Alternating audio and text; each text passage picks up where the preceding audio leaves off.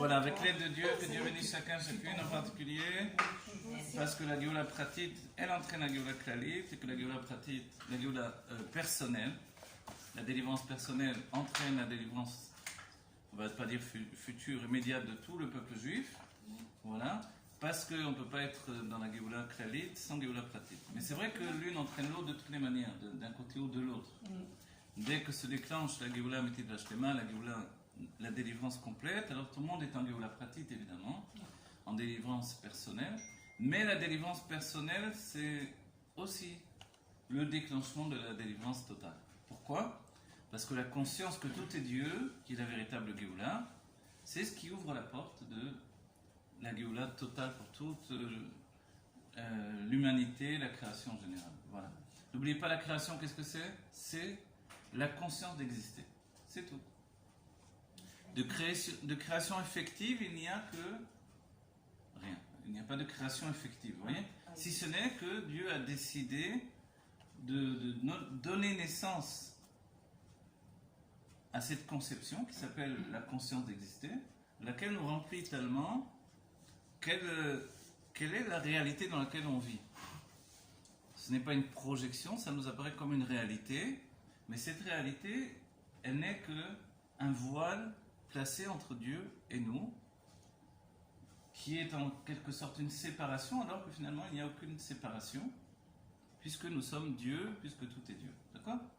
Voilà, c'est la base de tout. Évidemment, c'est pas une chidouche, c'est pas une nouveauté évidemment de dire ça, puisque on a déjà dit, ainsi parlait non pas Zarathustra, Ainsi comment il s'appelle ? Zarathustra. J'ai lu en plus ce livre quand j'étais jeune, il fallait que je m'ennuie. Alors, mais ainsi parlait Avraham Avinu. Ainsi parlait Avraham Avinu. Ok ? Donc l'idée de base, elle n'est pas nouvelle du tout. Et c'est important pour nous, c'est important pour nous de le configurer. Ok. Voilà, on règle le son, tout ça. Ici, je suis à côté du Rabbi Melach Mashiach. C'est une grande route, à la chaise. Voilà, que ce cours soit Leilou Nishmat, on va dire plus précisément pour la venue Betriat Ametim de Charles Chaim ben Idel et Myriam Mania, et de Alain Shlomo ben Eli Malka, et de la Refoua Shlema de Henri Chaim ben Julia, Roger Michel ben Nejma, Esther Arlette bat Félicie, Ruti Delphine bat Léa Colette, Jonathan Yosef Chaim ben Malka. Voilà, que tous les enfants d'Israël. Ah oui. Yaakov Abegassis ben Abraham, Gaston Abraham. Voilà. Yaakov ben Abraham, ok. Yehuda ben Koko. Yehuda ben Koko. Et Noam David ben Sarah Hélène Rachel. Noam David ben Sarah Hélène Rachel. Amanda, Sarah, De Amanda, Sarah, Irène Maria. Voilà. Et tous ceux qui ont besoin se rajoutent, même ceux qui entendront la vidéo ensuite. Voilà. La structuration de la Chassidut selon le Rabbi Racha, qui est le même chemin emprunté par le Rabbi, on ne se rendra jamais assez compte combien c'est différent et précis. Et on va dire même clarifié par rapport à la Torah des autres Rebim. La Torah des autres Rebim est magnifique, merveilleuse, chacun selon son style. C'est pas pour faire du style que je dis selon son style, c'est que chacun a une manière. Et sa manière, c'est son langage particulier. On rappelle ce que dit le Rabbi. Chez l'Admor Azaken, chaque mot, chaque lettre a une importance. Chez l'Admor Emsaï, les mots ont beaucoup moins d'importance. Les mots véhiculent des idées. Chez l'Admor Emsaï, ils ne sont pas à prendre comme un mot particulier avec son importance particulière. Donc on peut très bien enlever ce mot, en mettre un autre à la place. Cette définition-là, elle nous donne à comprendre que chez les Rébim, l'utilisation du langage, c'est aussi non pas juste un moyen d'expression, c'est un moyen de dévoiler la Elokut, de dévoiler le divin. Vous comprenez ? Donc chez l'Admor Azaken, c'était vraiment mesuré de manière à construire un édifice, un mivné, on dira en hébreu, une construction de bina qui va permettre d'introduire la lumière infinie, le Ensof, la Elokut, totalement libérée, débridée, dans une une perception de l'existence qui est limitée. Ok? Et ça, c'est extraordinaire. C'est tout le projet de la Chassidut Chabad, et c'est un projet qui est fixé dans un niveau extrêmement élevé, qui touche à la fois l'intellect le plus poussé, et à la fois le langage du Harizal, c'est-à-dire le monde des Sphirot et des Olamot. D'accord? Ce monde des mondes divins, cette conscience des mondes divins, cette écriture des mondes divins, c'est de cette manière-là que l'on accède à notre Géoula. Vous avez compris? C'est-à-dire qu'on peut dire, et c'est la question de base posée à l'Admor Hazaken et la guerre même que lui ont menée les autres élèves du Maguid de Mezrich, pourquoi expliquer la Chassidut de manière intellectuelle? Donc, a priori, tu repousses tous les gens qui ne sont pas intellectuels. Et pourquoi le faire dans le langage de la Kabbalah du Harizal? Donc, tu repousses tous ceux qui n'ont pas envie de se casser la tête. Et l'Admor Hazaken, lui, a reçu justement cette mission de le faire de cette manière-là. Pourquoi? Parce que c'est le seul moyen dans le judaïsme de nous rendre adultes. Véritablement adultes, selon la structure du judaïsme. Et il faut rappeler ce que dit l'Admor Hazaken dans Torah Traim, Bereshit, Yabet, Reshit, deux commencements qui correspondent aux deux niveaux de Torah. Il y a, vous rappelez-vous, il y a les 10 paroles avec lesquelles le monde a été créé. Il y a également les 10 commandements. Moi, je dis tout en français, ok? Asara Tadiburot et Asara Mahamarot. Okay? Donc on va dire pourquoi il y a ces deux 10 et 10. Évidemment, dès qu'on a 10 et 10, on établit une relation. Mais pourquoi il y a d'abord les paroles qui ont créé le monde et les 10 commandements qui viennent ensuite. En fait, les 10 paroles qui ont créé le monde sont la Chokhmah de Maaseh Bereshit, la sagesse de la création du monde, tandis que les 10 commandements, Asarat Hadiborot, représentent la sagesse de la Torah, laquelle, comme on a étudié, ça c'était le cours des Parashiot, en fait, laquelle représente, dans un premier lieu, dans le premier don de la Torah, avant la faute du Vaudor, c'est une Torah kabbalistique uniquement, divine, une Torah de Hatzilut. Donc il n'y avait pas de place pour la Gemara et d'autres sujets de relation avec le monde qui vont venir ensuite. C'est seulement dans un second temps qu'apparaît la Torah que nous connaissons. Mais ce n'est pas pour autant que la première a été effacée. Le travail de l'Admor Hazaken, par exemple, a été de diffuser la première Torah. C'est-à-dire la Torah qui est une Torah divine, une Torah de Hatzilut, laquelle, d'un certain point de vue, nous rend immortels dans notre conscience. Parce qu'elle corrige le mouvement, la déviation qui nous donne d'exister comme étant séparés de Dieu. Donc elle réinstalle en nous la fusion avec la présence absolue du Créateur. Vous voyez? C'est peut-être très philosophique, mais c'est simple. Non, vous avez compris? C'est simple. J'essaie d'expliquer simplement. Non, c'est compliqué. Elles ont été données en même temps? Alors justement, non. C'est bien que quand aujourd'hui on voit quand même, on dit quand même les scientifiques, c'est pas des imbéciles. Ok? Des scientifiques ne sont pas des imbéciles. Donc on ne peut pas dire que c'est rien du tout. On ne peut pas dire que cette sagesse-là c'est zéro. C'est pas vrai, c'est bien. Et même les Grecs n'ont pas dit que des bêtises. Donc la philosophie grecque, c'est même la base de la science moderne, etc. On va dire alors comment ça se fait? Parce que justement il y a deux niveaux de dévoilement de la sagesse divine. Et nous avons reçu, en particulier, nous a été confiée la sagesse qui n'est pas une sagesse terrestre, qui est représentée, dit l'Admor Hazaken, par les eaux d'en bas, donc c'est la science, mais la sagesse divine qui représente les eaux d'en haut. Et n'oubliez pas, les eaux d'en bas, les eaux d'en haut ont été séparées. Et la finalité, c'est qu'elles se confondent. Donc on arrive à l'époque où on va voir de nos yeux, on le voit déjà, et ça s'accentue chaque jour, que les eaux d'en bas et les eaux d'en haut vont fusionner et fusionnent. D'accord? C'est très important de prendre conscience de ces deux sagesses qui sont totalement différentes. Et c'est vrai qu'on peut objecter, mais la sagesse de la Torah elle n'a rien apporté au monde, a priori. Elle n'a pas inventé, je sais pas, l'électricité, elle n'a pas inventé ci, elle n'a pas inventé là, etc. Elle n'a rien inventé, a priori, dans le monde concret.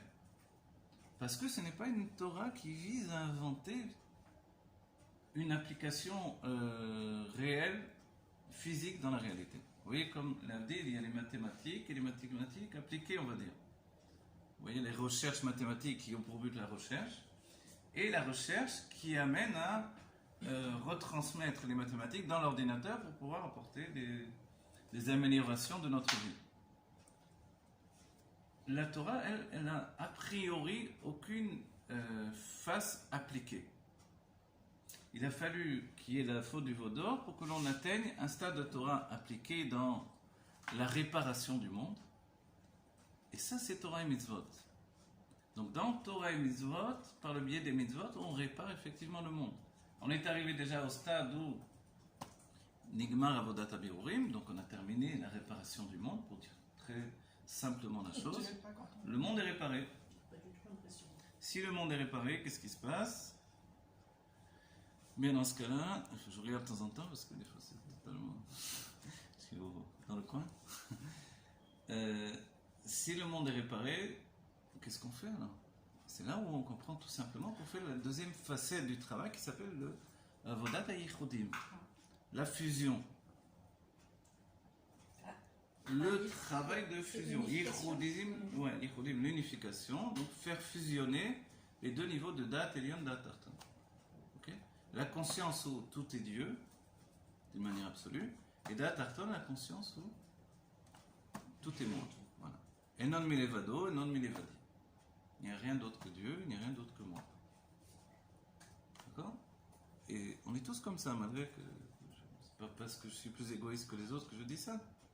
C'est que je suis structuré comme ça. Je ne perçois la réalité que par ma propre conscience. Regardez, quand quelqu'un est préoccupé, il n'entend rien de ce qu'on lui dit.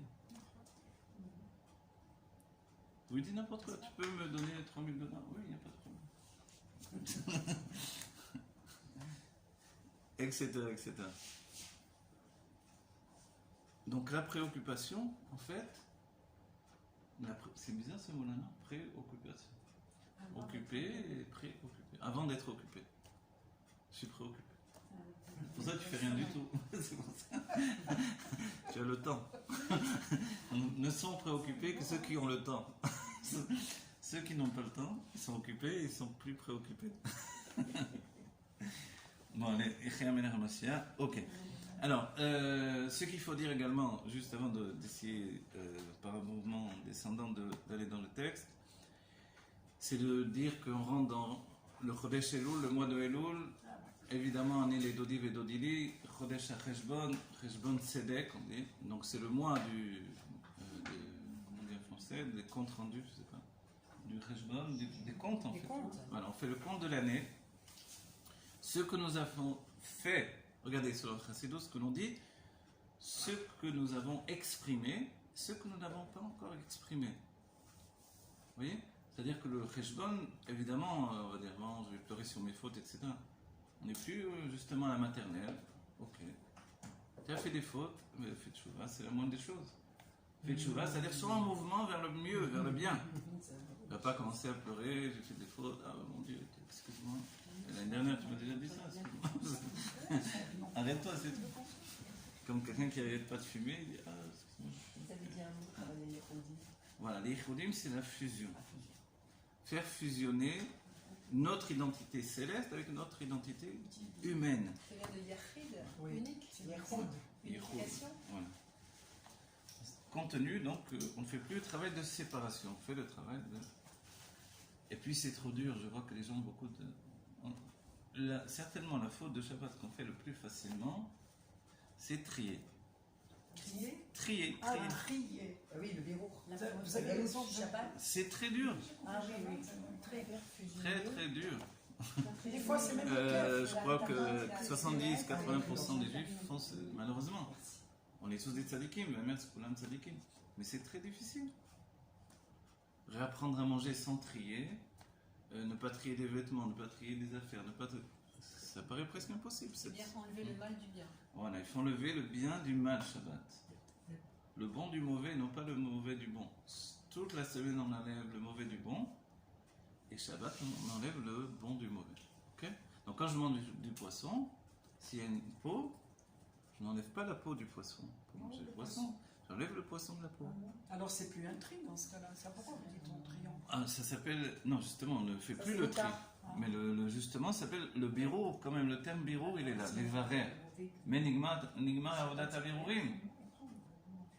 Donc on voit que on peut plus. Pourquoi je dis ça à l'instant? Pour vous dire qu'on n'y arrive pas, on n'arrive plus. Si on a réussi pendant des siècles précédents, on n'y arrive plus. C'est parce qu'il n'y a plus. Donc, mais ça a des implications profondes quand on étudie d'après la Kabbalah. De même que chaque chose. Vous savez que le Harizal dit par exemple que pourquoi on fait la shrita? Parce que la semaine dernière on a vu la mitzvah de shrita également dans la paracha.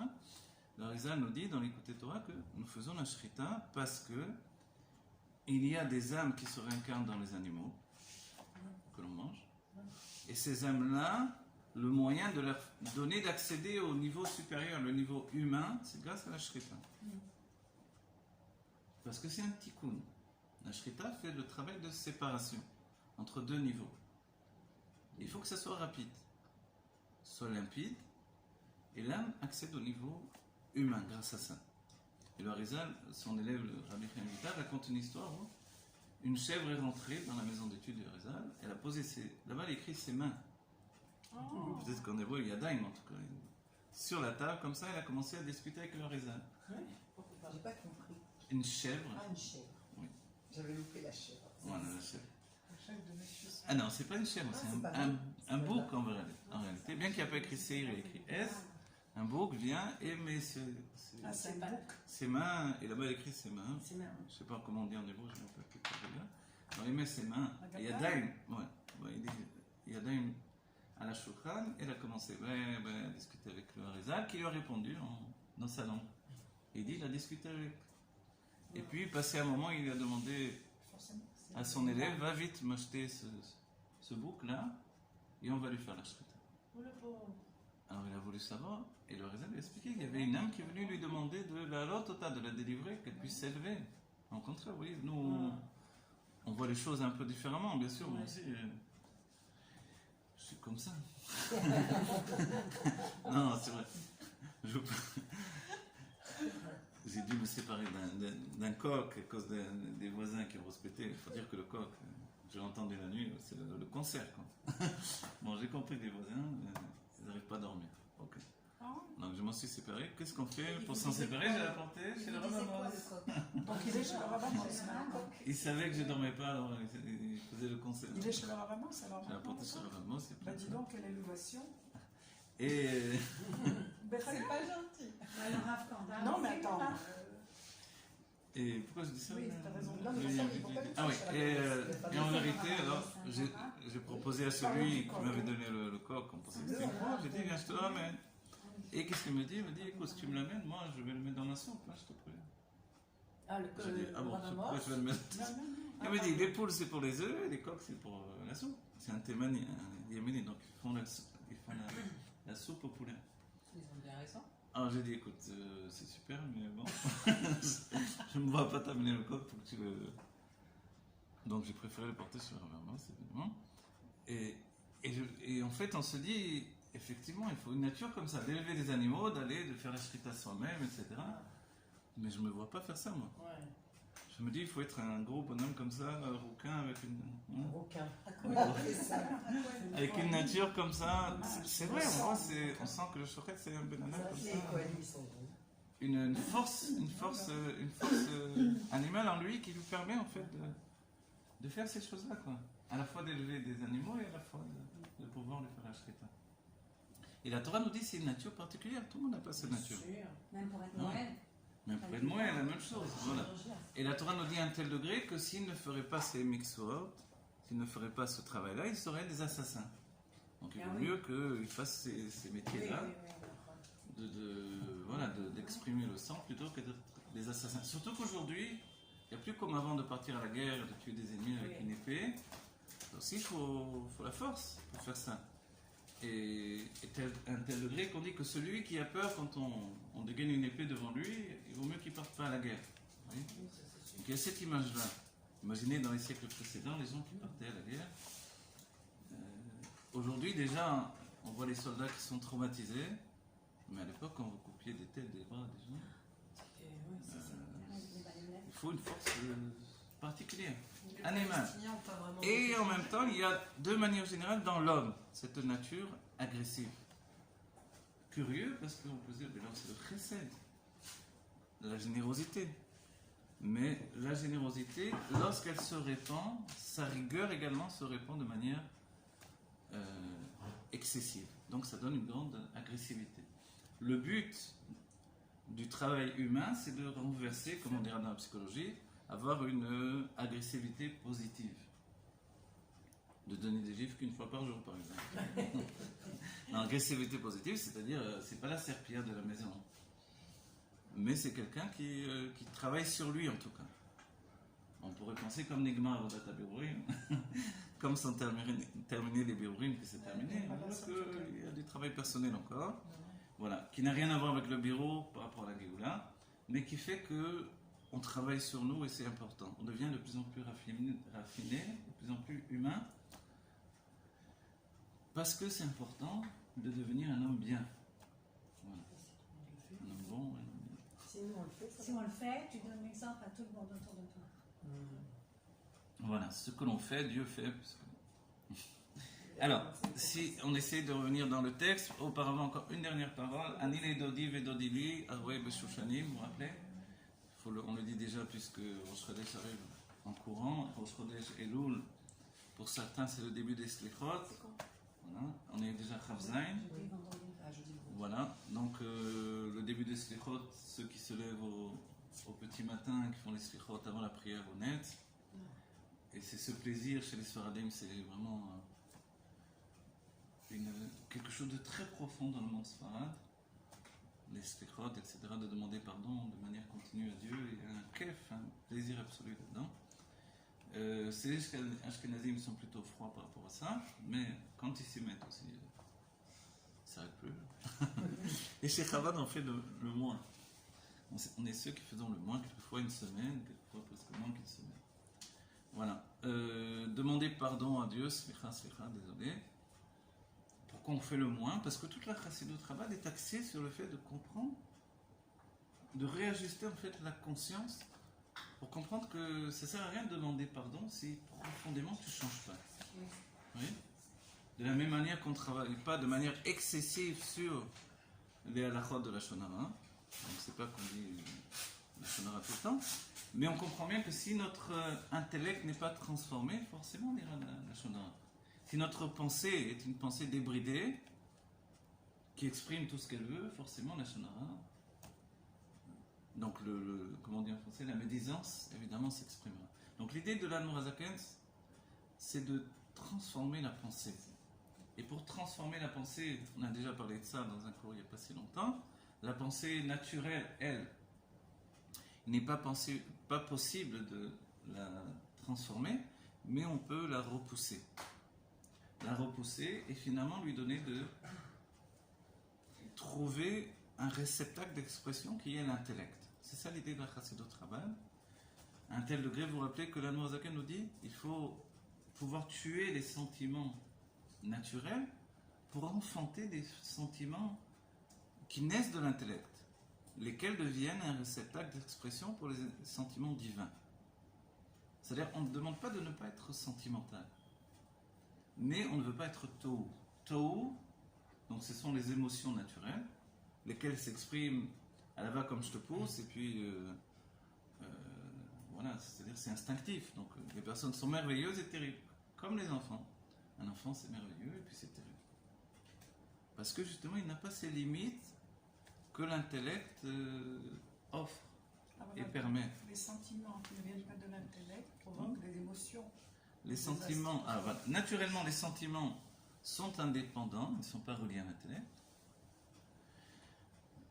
Ils viennent même de l'inconscient. L'inconscient chez nous, ce sont les kochot hanelamim chez Bas Nefesh, donc le keter, les forces cachées de l'âme, le keter. Et il y a les sentiments au-dessus de l'intellect qui est le keter, qui sont donc en psychologie freudienne, c'est l'inconscient, okay, le surconscient plus précisément. Ok. Oui, le surconscient de la dernière conférence de Freud, si vous avez pas vu, c'est très important. Je pensais que c'était juif ça. Le moi, le surmoi et le ça, vous vous rappelez? c'est celle qui fixe le mieux la définition chassidique en fait. Le ça c'est l'âme animale, le subway, vous voyez, ce qui est en dessous, qui voyage en dessous, dans le subconscient, inconscient. Au départ, chez Freud, il n'y a pas de définition exacte, tout est inconscient. Et après, dans les dernières conférences, celle qu'il n'a pas donnée, qu'il a écrit, alors là, il fait une définition précise. Et vous avez dit dans la pensée juive, les sentiments surplombent le Keter ou... Non, sont dans. Ah, voilà. Il y a les sentiments au-dessus de l'intellect et les sentiments au-dessous de l'intellect. Les sentiments naturels sont au-dessous de l'intellect, sont les émotions naturelles. Ils sont très forts, très puissants. Un mélange de bien et de mal, puisque le système d'expression s'écrit pas de noga, donc c'est toujours bien et mal mélangé. Vous voyez des personnes qui font tellement de bien et tellement de mal en même temps. Ne serait-ce que parce qu'il y a un désir de reconnaissance. On est tous comme ça. Notre âme animale est basée sur ce point-là. Mais la précision de la chassidoute, c'est que l'âme animale juive ne fait pas pour la reconnaissance. Elle le fait parce qu'elle le fait. Toujours j'ai à l'image, moi, deux personnes discutent dans la rue, deux hommes, je me rappelle, j'ai les yeux vus. Deux personnes discutent dans la rue, deux amis, et une femme pendant ce temps arrive avec ses courses, un caddie, je sais pas quoi, et met ses courses dans le coffre, tout tombe par terre, les deux personnes discutent, ils viennent, ils ramassent les choses, ils mettent, et ils continuent de discuter, ils sont... La femme se retourne, elle n'a même pas vu qui l'avait aidé. On va dire quoi?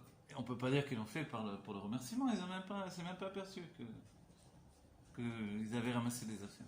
Ça, c'est le propre de l'âme animale juive. C'est-à-dire qu'elle n'a pas cette nécessité d'obtenir un remerciement pour ce qu'elle fait. Alors on va dire, mais quand c'est le cas, c'est qu'on ne fonctionne pas toujours de manière profonde, même dans l'âme animale. Il y a un côté superficiel et un côté profond. Le côté profond s'exprime instinctivement.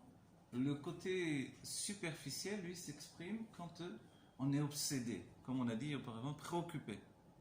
Donc l'idée du rabbi, ça fonctionne bien avec notre explication du début du cours. L'idée du rabbi, c'est d'être occupé pour ne pas être préoccupé. Et c'est vrai.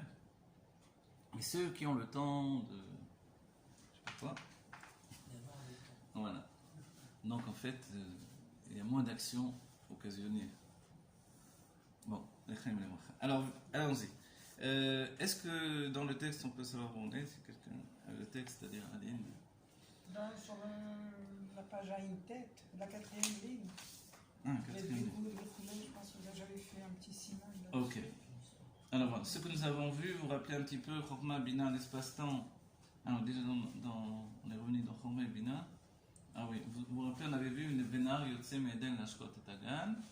Ça vous dit quelque chose? Et un fleuve sort du Éden. Éden, c'est la Chokma. Le Éden, plus précisément, dans la Torah, on le définit comme la base même du plaisir exprimé. Mais l'expression du plaisir véritable va se retrouver dans la Bina. Comment s'exprime le plaisir dans la Bina? S'exprime par la Simcha. Quand une femme est joyeuse, elle dévoile la joie de son mari.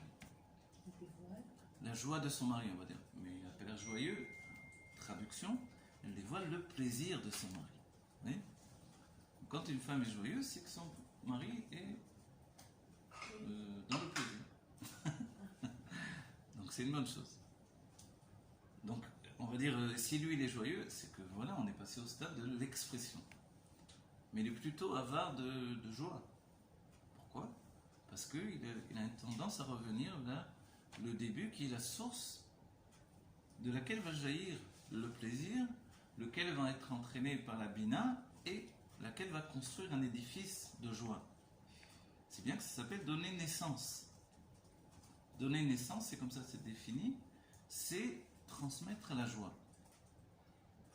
Donc on va dire, mais certains nous disent, mais je me rappelle en Khoutsaret, dès qu'on a plus que 3 enfants, c'est une grande famille pour le monde aujourd'hui. Oh là là, combien d'enfants vous faites? Vous faites ces enfants? On dirait quoi? Mais on va dire, et l'idée elle est, c'est peut-être irresponsable d'amener des enfants dans un monde pareil, etc., etc. alors on peut dire que le fait d'amener des enfants au monde, on va dire c'est irresponsable si on ne leur transmet pas la joie. La joie de vivre, c'est la connexion avec le plaisir. Vous voyez? Et ça, c'est très important. Quand un enfant est joyeux, il va casser la tête quand même, mais au moins il est joyeux. Et ça, c'est très important. Un enfant qui est joyeux, c'est une maison qui vit. D'accord? Et c'est très important de lui donner ce clé-là, ce réceptacle. Ce qu'on souhaite, c'est que cette joie, elle se continue pour toujours. D'où vient la joie de l'enfant? Elle vient du plaisir. Donc il y a chez l'enfant un plaisir de vivre, qui est très important. Dans l'adolescence, ce plaisir s'amenuise, on rentre dans une sorte de traumatisme, post-traumatisme, un traumatisme lié à la perte du plaisir de vivre en fait. D'où en hébreu on dit le dikaon, le désespoir de l'adolescence. Pourquoi? Parce qu'il y a un retrait du plaisir de vivre. C'est quoi qui se retire en réalité? Qu'est-ce qui se retire? C'est le keter qui se retire chez l'enfant. Dans l'enfance, les makifim sont présents. Donc les makifim, ce sont ces forces qui ne sont pas intellectuelles, mais qui sont l'inconscient. Donc le keter chez nous, lequel est construit de volonté et de plaisir. Donc un enfant, c'est ces deux axiomes-là. Plaisir, volonté, vous voyez d'ailleurs. Qu'est-ce qu'il veut? Avoir du plaisir. Et du plaisir immédiat, d'accord? Ce sont les makifim qui se retirent à l'adolescence? À l'adolescence, les C'est makifim vrai. se retirent. Et pourquoi les makifim se retirent, s'il vous plaît, madame? Parce que la conscience s'en va. Voilà. Et parce que il y a tout à coup La conscience qui rentre. l'émergence de l'intellect. Voilà. Il y a l'émergence de l'intellect. Et la conscience ne s'en va pas, mais elle commence à rêver, justement. Oui. Ah. La conscience, voilà, l'inconscient, je sais pas ça. Ah oui, j'ai Voilà. compris. Le date, qu'est-ce que le date? Le date, c'est la kashrut, mais le date, c'est la fusion, voilà, l'insouciance, ça va. Le date arrive. Le date, qu'est-ce que c'est ce date? C'est que tout à coup, l'enfant n'est plus en projection vers l'extérieur, parce qu'il est une expression de makif, il est dans le ressentiment de manière générale. Toujours l'image que je donne, on va dire, elle se répète encore mais jusqu'à ce que je trouve un meilleur exemple. Je me rappelle un endroit où je jouais quand j'étais enfant, et un jour où j'étais adulte, c'est arrivé un jour, j'ai retrouvé cet endroit, dans mon souvenir il était immense, dans la réalité il était minuscule, un petit endroit. On a tous des souvenirs Voilà. comme ça. C'est curieux, parce que dans l'esprit, dans le souvenir, il était très très très grand. Voilà. Il y a j'allais dire le Rav Cyrulnik, le professeur Cyrulnik, on dit comme ça, Cyril Cyrulnik, je ne sais pas comment il s'appelle, celui qui parle de la résilience, qui parle très bien, qui écrit très bien aussi, qui rapporte quand dans son enfance, bon, il s'est caché, puis il a été capturé, etc. par les nazis. Et il se rappelle un escalier, et lui il voyait je ne sais plus combien, des centaines de marches, alors que c'était quelques marches, c'est tout. Donc il exprime cette idée de voilà, l'enfant a cette qualité d'agrandir les choses. C'est les makifim. Voilà, ce sont les makifim, c'est-à-dire ne pas prendre la mesure des choses selon le date, c'est-à-dire la mesure exacte des choses, mais c'est une projection de l'identité profonde intérieure. C'est pour ça que l'enfant est déjà en Géoula d'un certain point de vue, que notre travail c'est de ne pas trop le galotiser. Les Israélos, hein, c'est-à-dire le rendre infirme de Géoula, mais de lui donner de devenir responsable tout en étant libre. C'est difficile, c'est un gros travail. Donc c'est l'insouciance de chez l'enfant qui se Voilà, s'atténue. qui s'atténue parce que tout à coup commence l'émergence de la conscience intellectuelle. Voilà. De la limite, en vrai. Voilà, de la limite. L'intellect, qu'est-ce qu'il fait? L'intellect, vous voyez, Classifié. voilà, il fait des classeurs, si vous voulez, dans le sens de classifier, ça veut dire aussi fait des classeurs, c'est-à-dire il limite tout ce qui auparavant était une projection mélangée, lui il va organiser. Donc tout à coup il organise. Et vous voyez, c'est l'instant où l'enfant, d'un certain point de vue, commence à prendre un état de séparation par rapport à ses parents. Pourquoi?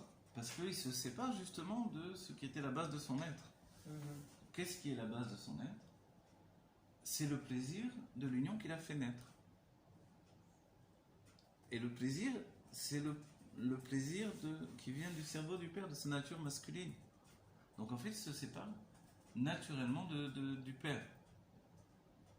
Et c'est là où le père doit prendre un nouvel aspect. Il doit prendre l'aspect d'un professeur, d'un maître à vivre. Pas besoin de connaître toute la Torah, mais d'un maître à vivre, d'un maître d'expérience. Quelqu'un qui doit accompagner la nouvelle éducation. C'est quoi la nouvelle éducation? C'est l'éducation exercée par le début d'une nouvelle conscience. Il faut apprendre à gérer, à digérer aussi. Et ça, c'est l'adolescence. Vous voyez? L'adolescence, c'est celui qui avance en chemin inconnu avec des outils inconnus. C'est ça qui est extraordinaire. Il n'y a rien de plus difficile que l'adolescence. Et d'un certain point de vue, on voit bien que le monde est dans l'état d'adolescence. Jusqu'à la Géoula Amétit Vashlema. Et le peuple juif, le Rabbi Rachab a dit, les juifs sont comme des enfants. Et plus ils grandissent, et plus ils s'en aperçoivent. Vous voyez?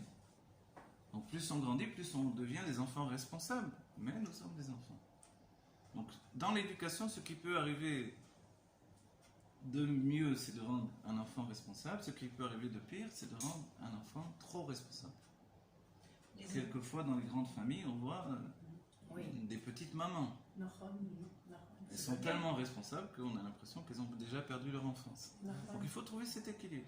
Vous avez dit que les juifs sont des enfants parce qu'ils sont restés dans le plaisir de vivre? Voilà, pourquoi? Bravo, c'est bien, vous avez compris l'idée. Les juifs sont des enfants. Maintenant, le Rabbi Rachab, sa pensée personnelle doit être plus vaste et plus profonde que ça, mais disons, tel que je l'exprime dans le cours ici, c'est que on reste des enfants parce qu'on est encore proche du plaisir originel. Et donc, qu'est-ce que le plaisir originel? C'est la non-séparation d'avec Dieu. C'est comme si on était non séparés d'avec notre Père. Vous comprenez? Non séparés d'avec le plaisir qui nous a donné l'émergence de notre conscience d'exister. Alors ça vous paraît peut-être un peu spécial ce que je dis, mais je vais vous donner un enseignement de la Chassidut. Les anges ne possèdent comme dévoilement divin que le dévoilement divin qui a occasionné leur existence. Vous comprenez? Quand on explique les choses, c'est toujours un peu compliqué, mais c'est-à-dire que Mais ils n'en ont pas conscience. voilà. Le dévoilement divin qui a été utilisé, entre guillemets, on va dire, c'est pas technique évidemment de cette manière, mais le dévoilement divin qui a été utilisé pour leur donner naissance va rester le dévoilement divin qu'ils auront pour toujours. C'est pour ça qu'ils sont comme des béhémoths par rapport aux âmes juives, lesquelles n'ont pas de fin. C'est pour ça que les enfants avec le père vont avoir un lien particulier, différent, etc. Alors, si vous voulez, on parlera un peu plus de ça. Mais vous avez compris l'idée de l'ange? L'ange, c'est extraordinaire. C'est-à-dire que le dévoilement divin qui lui a donné naissance à son corps et son âme d'ange, ce sera le dévoilement divin qu'il aura toute sa vie d'ange, qui peut être des millions d'années ou quelques minutes. Ici, ça nous fait bizarre de quelques minutes un ange ou quelques heures. Il y a des animaux, des insectes qui ne vivent que quelques heures aussi. Vous voyez? Donc, c'est-à-dire que l'émergence même de ce flux de vitalité divine qui s'appelle un ange, un messager divin pour une mission quelconque, ça sera son dévoilement divin pour toujours. Il n'y aura pas d'autre. Mais alors un homme qui devient un ange. Ah, un homme qui devient un ange dans cette idée-là, c'est un homme qui se limite effectivement. Vous n'avez pas compris. Alors, oui. Comment vous n'avez pas compris? C'est-à-dire que nous, par exemple, en tant que juifs, nous avons des dévoilements divins qui ne sont limités que par notre appétit, entre guillemets. Si je veux, maintenant du matin au soir, j'étudie, je me jette dedans, et je grandis ma conscience divine à l'infini, il n'y a pas de fin. Et de vie en vie, ça fait des siècles qu'on fait ça en réalité, ou non. Mais c'est notre choix, notre libre arbitre. Les anges, non. Les anges ont, on va donner une image pour que vous compreniez bien, une boule de lumière, où est apparu l'ange comme un œuf. Un œuf. Voilà. Et maintenant, il vit toute sa vie, il ne sort pas de son œuf. Sa boule de lumière, c'est la lumière qu'il aura toute sa vie d'ange. Vous comprenez? Voilà. Donc ça, c'est extraordinaire en soi de le comprendre. Ça nous apprend que nous sommes totalement différents. Que les anges par rapport à nous sont appelés omdim, sont limités. Et nous, Ils se tiennent. progressons. On dit, Ah, ça a deux sens. Bah, un mot, ils se Voilà. tiennent. on dit, ça veut dire se tient, mais ça veut dire immobile également. C'est ça. Voilà. Donc, omet, c'est immobile. D'accord. Oui. Non, mais leur âme, elle fait. C'est quoi l'âme de l'ange? L'âme de l'ange, maintenant, des anges qui sont grands comme des mondes entiers. Mais, ceci dit, même l'ange qui est grand comme un monde entier, il a comme dévoilement divin que ce monde-là. Vous comprenez? Mais si l'ange fait comme le Malach Matat, sa tête c'est le monde de Bria, son corps le monde de Yitzhira, ses pieds le monde de Asiya, voilà le dévoilement divin qu'il a au bout du compte. En tant qu'être humain, il a des dévoilements divins infinis. Mais l'idée du Malach Matat, c'était justement que Dieu a décidé de le limiter.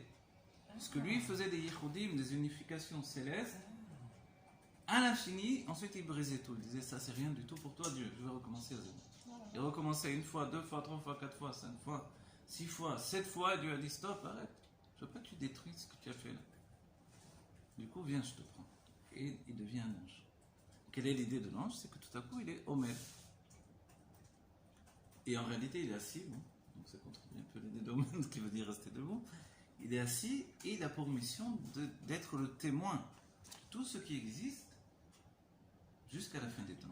Non, c'est Enoch en traduit en Ah non, français. non, pas du tout. Non, C'est- C'est ça. non. Certains disent que. Non. Autant dit le Alors. livre d'Enoch, c'est pas Alors, Hanoch. Enoch en hébreu, Enoch. En hébreu on dit Enoch? Non, Enoch. Je ne sais pas si c'est le même. Enoch, oui, oui. Enoch. Non, Enoch c'est d'abord c'est pas la même personne. Enoch c'est une autre personne.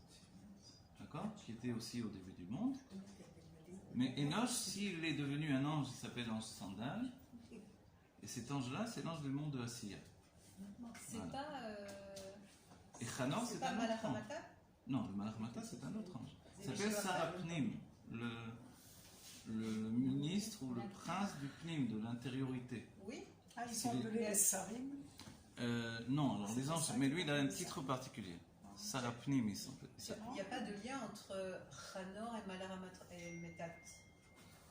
Il n'y a pas de lien. Oui, Chanor et Malach Mata, oui. Voilà, c'est ça. Il est devenu ange. Oui. Et On cherche Enoch, qui est c'est sur une autre Chanor. personne. On cherche qui est sur Chanor. dans Qui l'histoire. cherche Christ? Ben voilà, c'est ça. Non, On croyait que c'était Chanor, Enoch, il est mais écrit au début du Sefer Bereshit. c'est pourquoi il y a deux fois. Chanor est déjà, il vient au monde, c'est un tzaddik immense, et il est écrit Vechanor enenu. Chanor il n'est pas parce que Dieu l'a pris. Pourquoi Dieu l'a pris? Justement pour l'empêcher de détruire ces édifices des Yichudim, c'est des unifications des noms divins, des noms divins dans les noms divins. Et Dieu l'a pris pour le rendre immobile justement. Il était qui, Ranor? Excusez-moi. Chanor, il était un tzaddik immense qui a écrit aussi des livres de Kabbalah. Mais de quelle époque? C'est l'époque prédiluvienne. C'est bien dit comme ça? Avant le. Avant le Maboul, ouais. Préoccupé Préoccupé. et prédisé. Il était occupé lui par contre. C'est un sandlar. Un quoi? Un sandlar. C'est peut-être pour ça qu'on a. On a des sandals. Un sandlar. Un sandal. Sandlar, ça veut dire pardon. Je sais même qu'ils sont pas français. donc. Sandlar, c'est un sandlar, c'est quoi un sandlar? J'aime, je suis perdue, c'est rare. Sandlar, c'est Un cordonnier. un cordonnier, voilà, un cordonnier. Un cordonnier.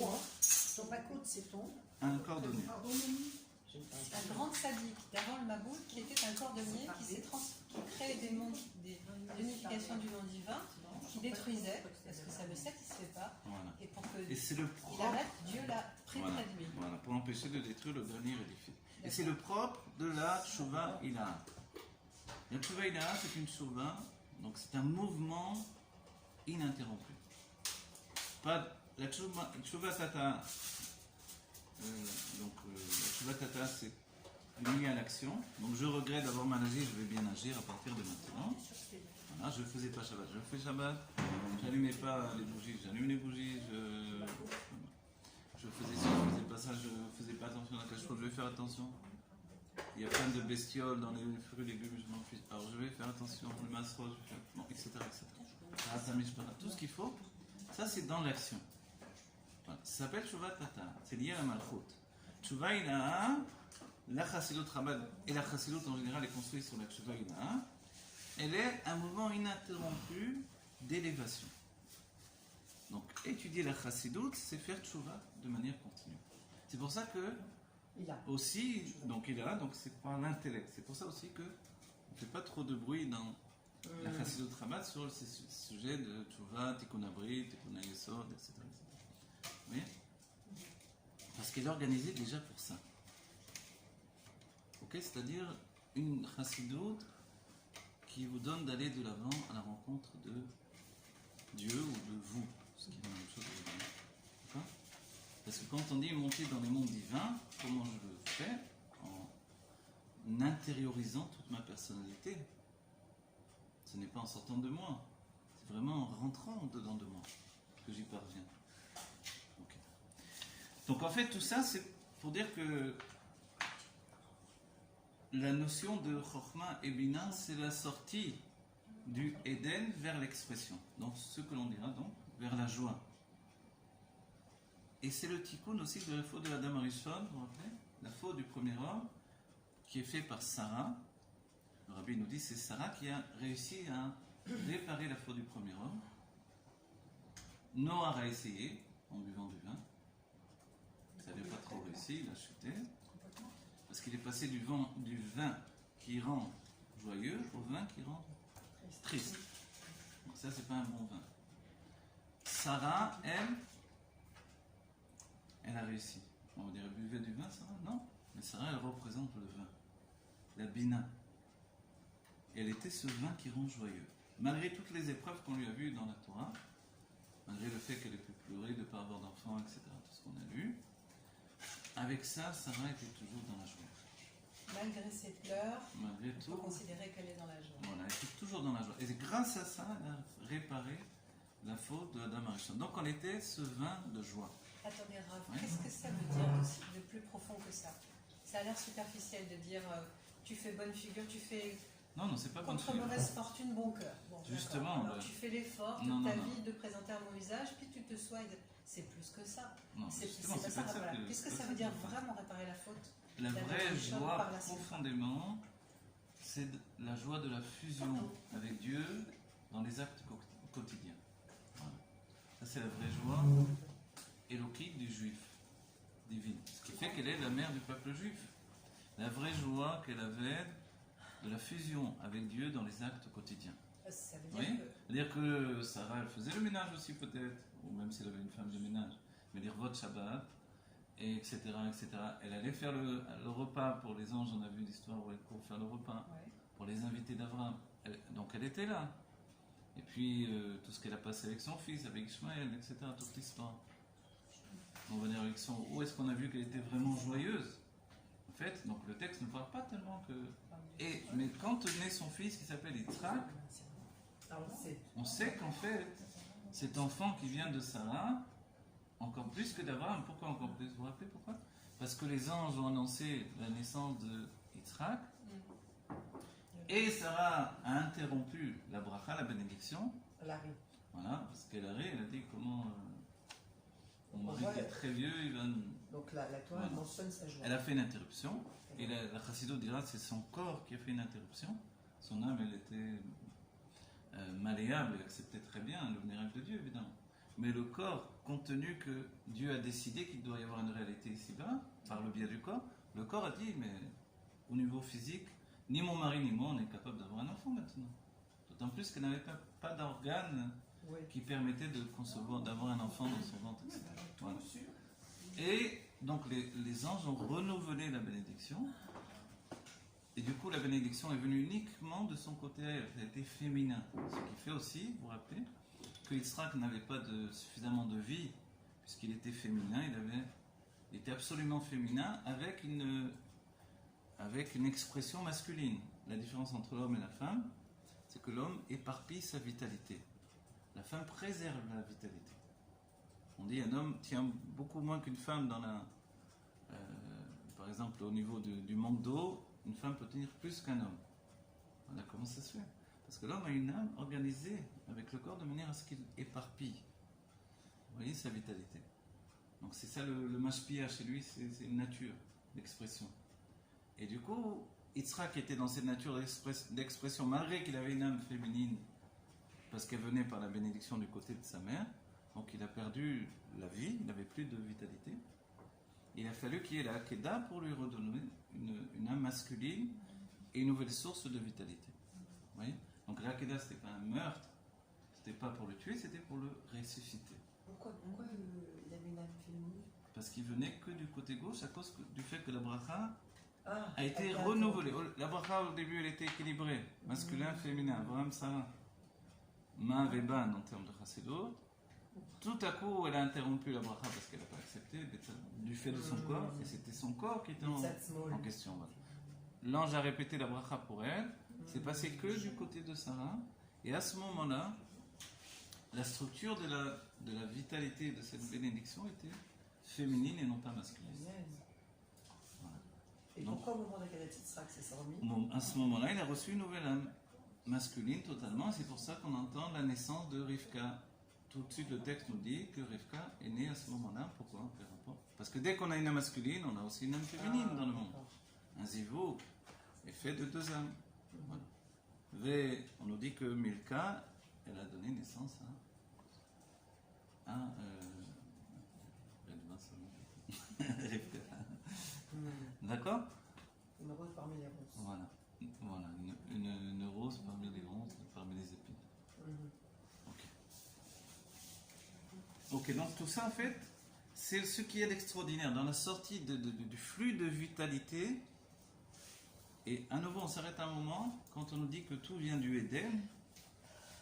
Benar Yotse Me'Eden Ashkot et Agan. Et le fleuve va sortir du Éden pour arroser le jardin de la vie. C'est la malchoute. Le jardin, c'est l'expression. C'est-à-dire que pour arriver à exprimer, il faut que la joie ait pour base le plaisir. C'est-à-dire que le plaisir donne la joie, laquelle vient frapper à la porte de l'expression. Voilà. Donc 3 sphirotes, si vous voulez. Chokhmah, Bina et Malchut. D'accord? Et comme ça, en fait, on passe dans un stade d'expression. Cette expression, donc, elle est large, c'est le lit d'un fleuve, quand on laisse la Bina s'exprimer. Si vous ouvrez, les femmes, vous n'êtes pas trop habitués, mais quand on prend une Gemara, par exemple, on se demande qu'est-ce qu'ils veulent de nous, les bonheurs. Parce qu'ils parlent d'une chose, d'une autre, c'est tellement compliqué que... On dit, mais vous ne pouvez pas parler simplement. Pourquoi c'est si compliqué? C'est parce qu'il y a des chachouim, des délectations dans l'expression. Vous voyez? C'est une sorte de délectation dans l'expression. Et si on n'a pas l'habitude de se confronter à ça, on se dit... Ça m'a fait penser au jardin d'enfants, quand les enfants ils se délectent. Voilà, c'est se délecter dans l'expression. C'est bien qu'il y a même une forme d'étude de la Gemara qui s'appelle le pilpoul. Le pilpoul, alors, c'est d'en rajouter encore, pour le plaisir même de s'entendre parler. Vous comprenez cette idée? Une délectation dans l'expression. On peut dire, mais c'est bizarre quand même. Mais regardez qu'au quotidien, les gens peuvent avoir cette délectation dans l'expression. Vous pouvez entendre, je ne sais pas, des Tunisiens qui parlent entre eux, il y a une sorte de délectation dans l'expression. Ou des Yiddishmen, des gens qui parlent yiddish, il y a un plaisir dans l'expression même, etc. Oui, ça fait partie du peuple juif en particulier. Enfin, on verra ça chez les Italiens, on verra ça dans d'autres peuples, etc.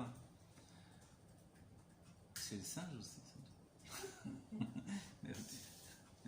Ok, donc vous voyez, ça c'est extraordinaire, mais on doit bien le comprendre. Et quand on parle de domaine, d'endroit, en fait, l'endroit il est la limite.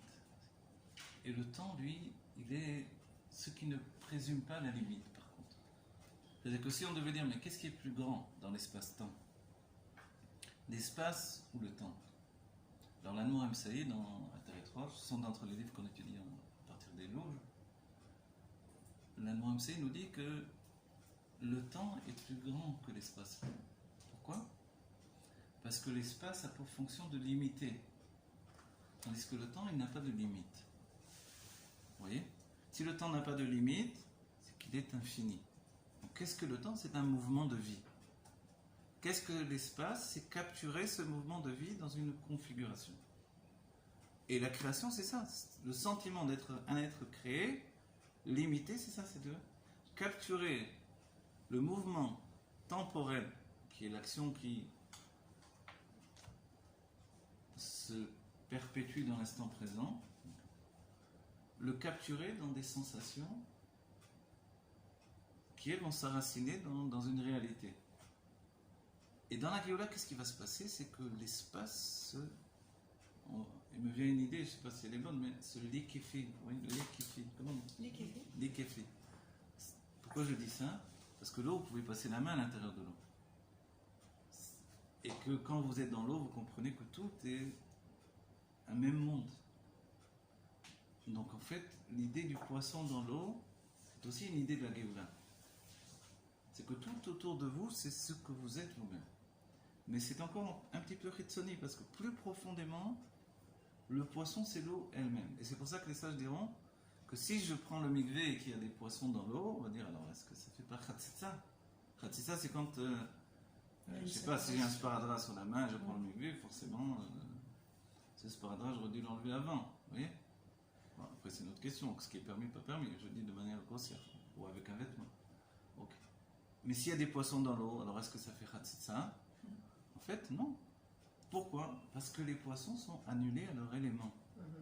Et la Géoula, c'est ça, cette idée-là qu'on est dans un élément qui est vivant, à un tel degré que nous sommes l'élément lui-même. Ça, c'est ce qui se rapproche le plus de la conscience que tout est Dieu. C'est que vous êtes Dieu vous-même. Mais pourtant, vous pouvez voyager dans l'eau. Et l'eau, les sages ont dit, l'océan est infini. Alors, c'est une image que l'océan est infini. Il n'est pas infini, mais il donne cette impression de l'infini. Et quand on parle de Dieu, il est véritablement infini. Donc, nos voyages dans la Géoula vont être des voyages infinis, jusqu'au bout de nous-mêmes. Parce qu'on aura cette conscience que tout est nous. Une personne dans sa vie, on lui dit, écoute, il faut que tu commences à te comprendre. Essayer de comprendre ton système, comment tu fonctionnes, qui tu es réellement, pourquoi. Ok. Ça, c'est la démarche d'un être adulte ou vers l'être adulte. À partir de quel âge? Il n'y a pas d'âge pour commencer sage. Mais dans la Géoula, du moment où on libère, on ôte le masque, on enlève le masque, et on voit que nous sommes Dieu et que tout est Dieu forcément, alors il va falloir commencer à nous connaître. Vous voyez? Quand vous vous connaissez en tant qu'être individuel, morceau de Dieu, Chelek Elokam Imal Mamash, un morceau de Dieu, c'est une chose. Mais quand tout à coup vous découvrez que non, vous n'êtes pas qu'un morceau de Dieu, vous êtes tout. Voilà. À ce moment-là, le voyage qui va vous permettre de vous rencontrer, de vous connaître, c'est un voyage infini. C'est pour ça que le Rambam nous dit, cette image qui est donnée dans la Chassidut et que l'on accède d'après la Kabbalah et la Chassidut, que quand Dieu connaît quelque chose, c'est qu'il se connaît lui-même. Vous voyez? C'est-à-dire pour Dieu connaître quelque chose, la date, c'est en fait une notion de fusion. Il est en fusion avec lui-même. Donc, ou Yodé Tanivraim, il connaît les créatures parce qu'il se connaît lui-même. On est tous un alors. On est tous un. Exactement. Et c'est pour ça que donc on doit apprendre à se connaître.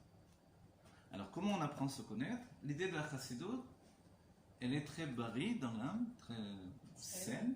Elle nous dit, au lieu d'aller chercher à te connaître toi, et en second temps tu vas connaître Dieu, va à la rencontre de Dieu, et toi tu vas devenir l'exemple pour expliciter, exprimer cette connaissance de Dieu, et du coup, Béor Roser, tu vas apprendre à te connaître aussi. En lumière réfléchie, tu vas apprendre à te connaître également.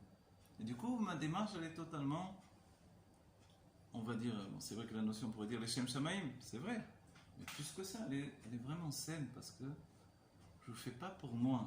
La mitzvah de connaître Dieu, c'est celle qui est la plus importante.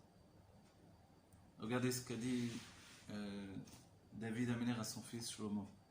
Da et Elokei avicha ve'ovdeo. Connais le Dieu de ton père et sers-le. Mais cette connaissance-là, c'est la raison pour laquelle on est revenu pendant des siècles. C'est-à-dire, d'abord, j'ai reconnu et j'ai connu Dieu dans une configuration, une incarnation, ensuite je reviens dans une nouvelle incarnation, et ainsi de suite, et ainsi de suite. Quand tous les autres également, comme tous les autres, c'est Dieu également, donc tous les autres, c'est moi également. En apprenant à connaître les autres, j'apprends à me connaître moi également. Donc en fait, et c'est ce qui identifiait les chassidim, c'est ce désir de rencontrer les autres. Et le Rabbi nous dit, dans notre génération, il faut être comme, il y en a très peu qui sont comme ça, mais des chassidim sont comme ça. Bon, David Torjman est comme ça, par exemple. D'autres chassidim. Des gens qui sont tout le temps Il est incroyable. en Nidvadout, tout le temps, tout le temps, tout le temps, tout le temps, tout le temps, tout le temps, tout le temps. Dans la rue, partout, dans le... Mais Vous êtes tout le temps en Nidvadout. En Nidvadout, c'est-à-dire tout le temps en train de communiquer, en fait, dans la connaissance de vous-même à partir de l'amour que vous avez de l'autre. En sachant que tout est Dieu, c'est un amour profond. Moi, je me suis rendu compte quand je suis parti en Routsalet, parce que quand vous restez des années en Eretz Israël, vous n'avez pas la même guichet, la même approche des choses. Mais en me retrouvant en Routsalet, j'avais pas de haine des non-juifs. J'avais même pas, pour vous dire tellement je suis habitué à être ici en Eretz Israël, j'arrivais pas à avoir la conscience qu'il y ait des juifs, pas juifs. Donc j'avais pas cette conscience que c'est des non-juifs, nous sommes juifs. Quand j'entendais, vous savez, en Israël, quand on entend parler français, on se retourne et on est, tiens, il y a des Français. On sait que c'est des juifs. En Routsaret, j'étais tellement habitué dans cette configuration-là, j'entendais parler français, forcément à Paris, que ben, je croyais que c'était des juifs. Le réflexe. Donc en fait, il y avait un côté bienveillant chez moi, et je l'ai ressenti. Mais ça vient du fait de cette idée que tout est Dieu en fait. Et c'est merveilleux, vous voyez, c'est ça la troufa, la guérison du monde. Un monde malade, c'est un monde qui ne connaît pas son créateur, qui ne se connaît pas forcément, puisque tout est Dieu. Vous voyez, un monde guéri, c'est un monde qui revient à la source de tout.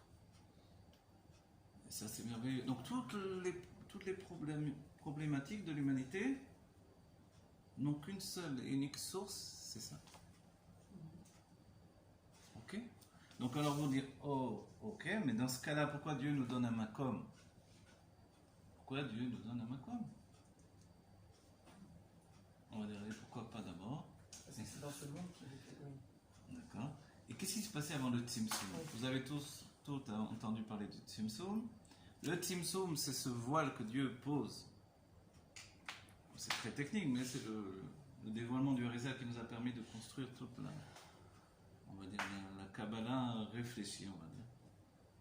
D'organiser la Kabbalah comme une science. Il y a un moment divin dans lequel, dans un endroit divin qui s'appelle la Malchut de Ensof, la royauté de l'infini, et les kabbalistes s'étonnent et disent mais comment on peut définir la royauté de l'infini puisqu'elle est infinie, pourquoi il y a une royauté?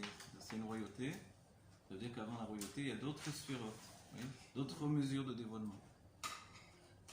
Alors certains des kabbalistes disent quelque chose de très simple, pour les critiquer, ils disent non on ne sait pas, mais lui il sait qu'est-ce que la royauté de l'infini.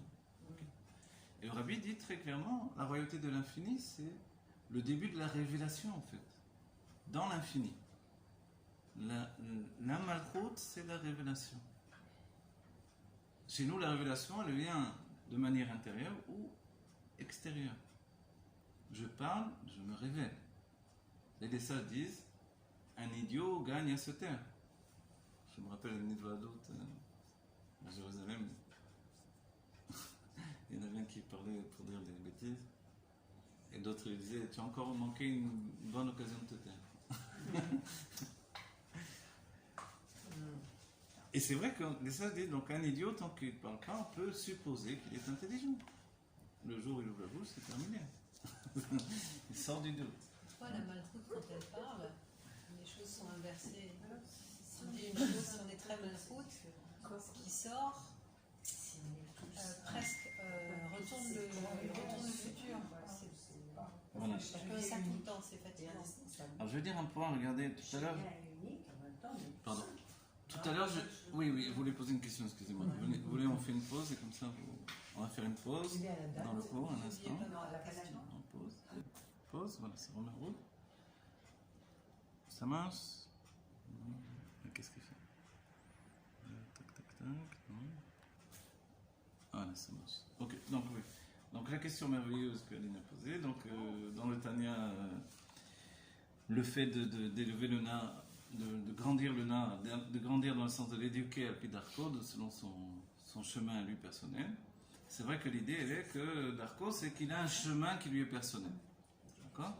Dans le sens simple, on dit même Mishuli Nivra Olam, pour moi le monde a été créé. Shvil Sheli, ça c'est un petit peu une analyse personnelle, mais dans mon shvil, dans mon chemin à moi personnel, à moi, mon chemin de traverse à moi que j'ai fait. Donc c'est là où on est tous différents. C'est beau. Et chacun a sa manière de faire. Vraiment, on est personnel. Et c'est cette personnalité qui, je veux dire quelque chose, qui est la nécessité de la création. Sinon, il n'y a aucune raison pour Dieu de faire au-dedans de lui une impression de création, si ce n'est pas pour faire des personnalités personnelles, dans le sens de personnel, c'est-à-dire que chacun est différent. C'est ça ce qui est merveilleux. Donc le Tanya, dans un certain point de vue, il nous dit, fais grandir un enfant, mais, et le Rabbi Rayatz, il nous dit, attention, si tu ne le connais pas, tu ne peux pas l'aider à trouver, à grandir dans son chemin à lui, parce que tu ne sais pas quel chemin. Donc tu dis, écoute, nous on est tous banquiers, tu seras banquier. On est tous fermiers, tu seras fermier. Mes enfants, je veux qu'ils soient docteurs, avocats, on connaît ça. Mais lui, c'est un artiste, qu'est-ce que tu veux qu'il soit docteur, avocat? Oui, rien à voir. Donc en fait, à Pidarko, il faut, vas-y, essayer de trouver, de comprendre. Et comment je peux trouver? Parce que tu te dis bien que si Dieu a investi dans cet enfant une personnalité supplémentaire à l'humanité, c'est qu'il y a quelque chose d'extraordinaire qui va sortir de lui. À toi d'être en réception de sensibilité pour comprendre qui est cet enfant-là. Et de l'aider à grandir dans son chemin à lui. Ah, mais il va pas être le grand sadique du coin, mon cher Rabbeinu. Mais alors, la terre, elle n'est pas faite pour mon cher Rabbeinu. Oui. Elle est faite pour lui, dans son chemin. Ah, mais peut-être tu vas aller vendre des jeans à Tel Aviv. Quel rapport? Oui, aussi dans le textile, dans les diamants, dans... Et il n'empêche que Dieu, il voulait ça. Il voulait un juif qui aille se mettre là-dedans. Et dans ce chemin-là, il va mettre sa personnalité à lui. Et sa sensibilité. Et Dieu qui est tout, y compris lui et les djinns, il a voulu tout ça. C'est-à-dire subjuguer la matière pour qu'elle devienne un moyen d'exprimer des choses qui ne sont pas, entre guillemets, naturelles pour le divin. Pas naturelles pour le divin. On peut dire que c'est la Yitralkout, Voilà. ça aussi, non? Et c'est ça le projet divin. Voilà. C'est Yitralkout. L'autre que Dieu, c'est le projet de Dieu. C'est ça le projet divin. Et pour nous, notre projet humain, ça doit être quoi? C'est justement revenir à l'unicité. Tout est Dieu, y compris moi, évidemment. Pas comme celui qui dit tout est Dieu sauf moi. Non. Tout est Dieu, y compris moi. Ah, dès que je suis Dieu, alors comment ça fonctionne? Voilà, c'est ça. Je me retrouve dans le vide comme ça tout à Voilà, coup. ça. Ah, maintenant, vas-y, marche quand même. Oui, oui. Marche quand même si tout est Dieu. Fais, avance. Voilà. Vous voyez? Donc, et c'est ça le nar, yotzem yeden lashkot et adam, et agan, pardon, c'est-à-dire que quand l'énergie divine sort du jardin d'Éden, il nous dit, Rabbi Racham, qu'ensuite, c'est dans la Torah évidemment, elle est mitraleket l'arba, elle se sépare en quatre. Voilà. Et ces 4 fleuves vont alimenter l'humanité. Pourquoi les 4? Qu'est-ce qu'ils ont de différent? Alors ce sont des fleuves généraux qui vont donner des succursales, vous voyez, d'autres petits fleuves, etc. Mais à la base, c'est ces 4 fleuves-là. On va dire qu'on va comprendre par là, il n'y a qu'une seule source de vie, elle est unique, elle vient du Gan Eden. Donc on ne peut pas dire que le monde peut se passer de plaisir, puisque tout vient du Gan Eden, le jardin des plaisirs. Donc c'est pas étonnant que où est-ce que les gens ont du plaisir? Au bord des rivières, au bord des fleuves, au bord de la mer. Ces endroits de plaisir dans le monde. La rivière, hein, là, c'est... Oui, on ne peut pas dire que ça ne touche pas, on n'a pas envie. Tu veux pas le luxe? Ok, on va chercher une petite cabane, mais tout le monde a envie de se rapprocher de l'eau. Bien sûr. Et le Tanya nous dit, elle grandit tous les plaisirs. Donc en fait, c'est ça, cette recherche du plaisir, elle est innée chez l'être humain. L'enfant n'a pas de honte à chercher le plaisir. L'adolescent est torturé par son désir de plaisir qui est en analyse.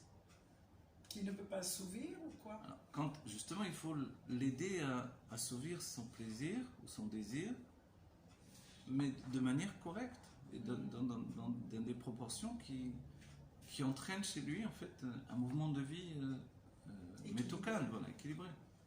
Et quand c'est pas fait dans l'enfance, forcément, à l'adolescence déjà il y a des Voilà, c'est exactement ça. Pourquoi Des il déviations. l'adolescent? Parce que justement, il n'a pas la mesure encore de ce qui est bon et de ce qui est mauvais. C'est la lutte entre l'âme animale et l'âme divine. Tout à coup, l'âme divine se dévoile. Coucou, c'est moi. Qui était jusqu'à pourquoi présent. l'adolescence, là, L'adolescence, c'est le début du dévoilement de l'âme divine. Ben non, Mais- c'est pas la bar mitzvah.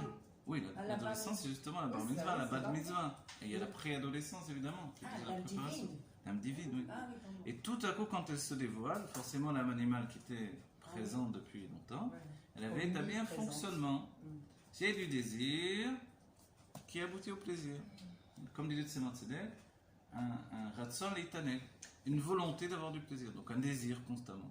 Qu'est-ce que l'enfant? Qu'est-ce que l'âme animale? Du désir, c'est tout. D'accord, mais donc la source de l'âme animale, c'est pour ça qu'elle est plus élevée que la source de Voilà, c'est pour ça qu'elle est plus élevée, parce que Olam Afo, c'est un monde qui est renversé. On voit qu'il est complètement tôt. La source de l'âme animale est dans cette vision-là plus élevée. Elle provient du Olam Atouh. Pourquoi il est plus élevé? Elle est plus élevée parce qu'elle est plus proche de l'essence déjà dans le niveau le plus bas. De la même manière, par exemple, dans. C'est un vendeur. Vous vous rappelez d'Erachaim de l'Anne Ramsey, que j'ai avec moi là. D'Erachaim, il dit que les âmes de Asiya, qui ne sont que dans l'action, et qui n'ont pas a priori de dévoilement divin au quotidien, et qui ne peuvent rien faire sans rechercher du kavod, sans avoir du plaisir immédiat, donc qui sont enfermés dans un monde de matériel. Il est défini comme, dans cette définition de matière à sourire. Ah ouais. La demande de Dieu, c'est délivre ceux qui sont enfermés. Donc les âmes d'Assia sont enfermées. Donc ce sont les plus petites, et en même temps, on nous dit, mais c'est les plus grandes âmes également. Parce qu'elles sont proches de l'essence de Dieu. Et là, vers Merkulam Tzadikim, ce sont les Tzadikim. Parce qu'être Tzadik pour une âme de Assia, c'est plus facile que pour une âme de Yetzira ou pour une âme de Bria. Pourquoi? Parce que dès le moment où il répare ses actes, il est devenu un Tzadik. Dans l'action. Il ne mangeait pas kasher, c'est pas grave, maintenant je mange kasher. J'arrive pas à Facile. comprendre la technique. La technique, elle est simple. Je ne faisais pas les mitzvot, je fais les mitzvot. Ok. Il est devenu un tzaddik du Pourquoi? monde de Assia. Parce que dans le monde de Assia, on ne demande que l'action. Ok. Oui, donc c'est facile. C'est facile, il faut le faire. C'est pas facile, c'est facile que ça, sinon le monde entier ferait Torah et mitzvot. Mais je veux dire dans le sens où c'est donné à chacun. Dans le monde de Yetzira, c'est plus complexe. Pourquoi? Parce qu'il y a une torture. Il y a une personne qui est écartelée entre Dieu et le monde, en sachant que tout est Dieu en plus. En fait, c'est la solution de savoir que tout est Dieu pour ne plus être écartelé. Mais cet écartèlement qui s'est fait et pendant des siècles, ça a torturé les âmes de Yetzira. C'est que je veux tellement de dévoilement divin, et ce que j'ai, c'est tellement minime que je suis malade d'amour pour Dieu. C'est ce qui rendait malade les âmes de Yetzira. Les âmes de Bria, elles sont encore plus hautes. Donc elles sont occupées à enlever un vêtement sale pour mettre un vêtement propre. Elles étudiaient la philosophie grecque, elles étudient maintenant le Tafreshenbet de Rabbi Rachel. Ça change. Et les âmes de Assia? Les âmes de Assia, non, elles sont liées à l'action. Du coup, leur chute, elle n'est pas tellement de très haut, et elles se relèvent facilement. Donc celles qui sont torturées, c'est celles du milieu. C'est les âmes de Yetzira qui sont les plus torturées. Les âmes sandwich. Les âmes sandwich. Parce que dans Yetzira, nous dit le Rabbi Rachel, Les sandwichs. Chetzio Tov, Chetzio Ra.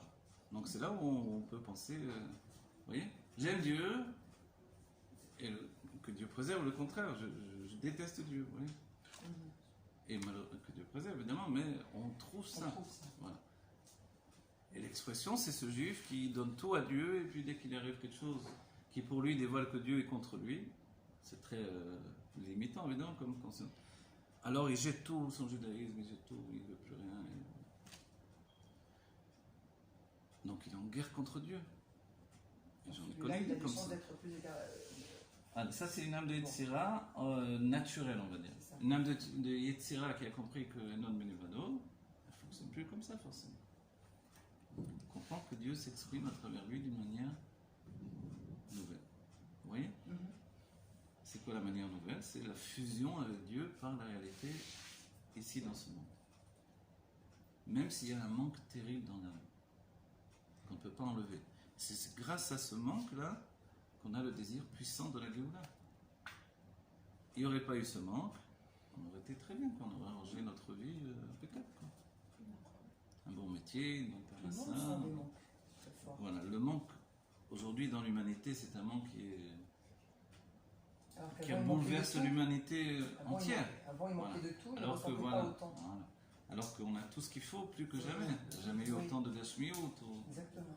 Et pourtant, malgré ce, il y a un manque terrible. Ce manque, il est généré par la rencontre avec Dieu qui Manque est de Géoula. imminente. Ouais. Et la rencontre avec Dieu qui fait qu'on accède au niveau du Aïn. Le Aïn, pour nous, c'est ressenti comme le néant ou la mort, si vous voulez. C'est pour ça qu'il y a autant d'alcool, de nourriture, de drogue, Bien sûr d'achat que oui. compulsif, Bien sûr. tout ça. Jamais eu autant et autant de moyens de perdre ce autant. Oui. C'est-à-dire, il y a une boulimie de produits et un désir de se priver de tout ça comme jamais ça n'a été exprimé. Parce que le monde était plus simple auparavant et plus spirituel. Aujourd'hui, le monde est moins spirituel, mais il y a une boulimie également de néant. Du coup, de néant en fait. Ah Le monde vit et ne veut plus vivre. Parce qu'on accède au niveau où inconsciemment on sait bien que la mort n'existe pas. Les juifs, pareil. Les juifs et les Oui, bien non-juifs. sûr. oui. L'humanité même. Et les juifs, on le vit par le soubresaut de la Torah et des Ça mitzvot, commence forcément. pour les Juifs. Oui. En fait, on a provoqué cette révolution dans l'humanité tout entière et on en reçoit également des soubresauts dans notre judaïsme, évidemment. Pour nous, notre base de fonctionnement, elle vient de la Elokut, forcément. Et le chemin qui nous amène à cette conscience profondément, alors c'est la Chassidut aujourd'hui.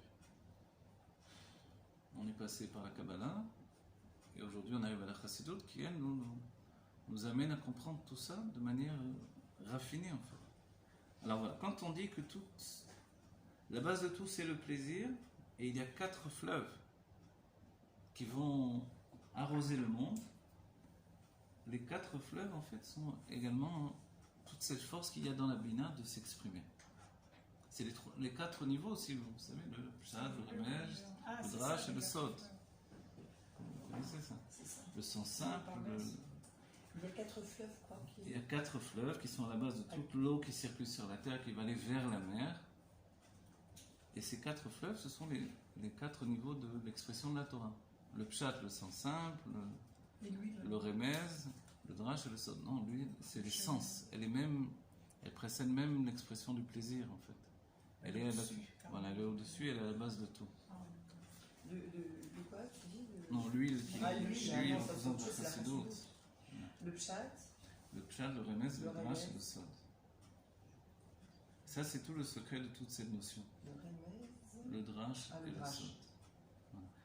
Et c'est pour ça que vraiment, dans la Torah, on a tous les outils pour aller à la rencontre du monde. La Torah, c'est un substitut de la réalité. Vous voyez? C'est ça qui est extraordinaire. Donc celui qui s'enferme dans une pièce et qui étudie la Torah jour et nuit, on va dire, mais le pauvre, il ne sait même pas qu'il y a, je sais pas, les îles Tahiti, il ne sait pas qu'il y a le Kikar à Natania. J'en sais rien, moi. Mais il sait pas, il manque tout dans sa vie. Alors, Rabbi, c'est bien l'exemple concret de ça. Hein. Donc en fait, non, il manque rien. Il Il a a tout tout dans enlevé. la Torah. Quand il envoie le mashpia, Et c'est pas pourtant un moine tibétain, etc., qui s'est retiré de tout. Alors, donc en fait, on doit, au dernier diapason de l'existence divine par notre personnalité, on doit rentrer dans le monde. Ça n'empêche pas qu'on va y aller à Tahiti, en Afrique. Je me rappelle ce que ça veut dire Tahiti. Tahiti, je me suis trompé. Ah, voilà. Ah oui, Tahiti. Haïti, j'ai été là-bas. Voilà, c'est ça. Haïti, le C'est ça qu'on Tahiti. n'a pas le droit d'aller là-bas. Non. Haïti, le Tahiti. Normalement, c'est bien On a là-bas. le c'est droit. le- Pourquoi on n'a pas le droit? Ah, parce que Tahiti? Il y a plein de Chassid Rabbah. Le Rabbi, il avait dit un truc comme ça. Ah ouais. Bon, Ah, là, qui était- ouais. je sais Oui. pas. Ouais. C'est mon Tahiti. Bon, on va terminer notre cours comme ça. Si vous avez encore des questions, voilà, nous on souhaite que à partir de là, dans la conscience du Makom, qui est en fait juste une émergence de la vitalité divine qui veut gagner d'humanité, veut rentrer dans notre humanité, notre conscience humaine personnelle de chacun d'entre nous. On va dire, si on donne un mot de la fin à ce cours, de dire à chacun, soyez vous-même jusqu'au bout. Ça, c'est le plus important. Ne sacrifiez pas aux autres ce que vous êtes. N'ayez pas le désir d'être comme les autres, peu importe les autres, c'est les autres, et chacun doit être encouragé. Vous voyez? Et si l'humanité fonctionne comme ça, tout est possible en fait. Vous voyez, de dire, j'en sais rien, aux Arabes, sois un bon Arabe et ne t'occupe pas des chrétiens. Toi, C'est pas ouais. possible d'être un bon arabe. Un bon Arabe, oui, bien sûr. Non, je crois vraiment que si Chacun chacun se lève avec Et chacun ouais, une voilà. possibilité, Ça, c'est un message c'est très important. Du coup, forcément, tout ce qu'il y a de négatif disparaît parce qu'on aime tout ce que Dieu a créé, parce qu'il n'a pas créé pour rien. Donc, ce qu'il a fait pour le bien, et le bien, c'est l'expression de chacun. Voilà. Que l'on vive cette Géoula, Terefomia de Mamash, personnelle, qui va éclabousser l'humanité de cette notion essentielle que tout est Dieu, et fait Adonai, nous monde Rabbeinu, voilà, grâce au Rabbi Ménam Mashiach, au Rabbi Rachab et à tous les rabbis. Que du bien tangible et véritable pour chacun d'entre vous. Que vous soyez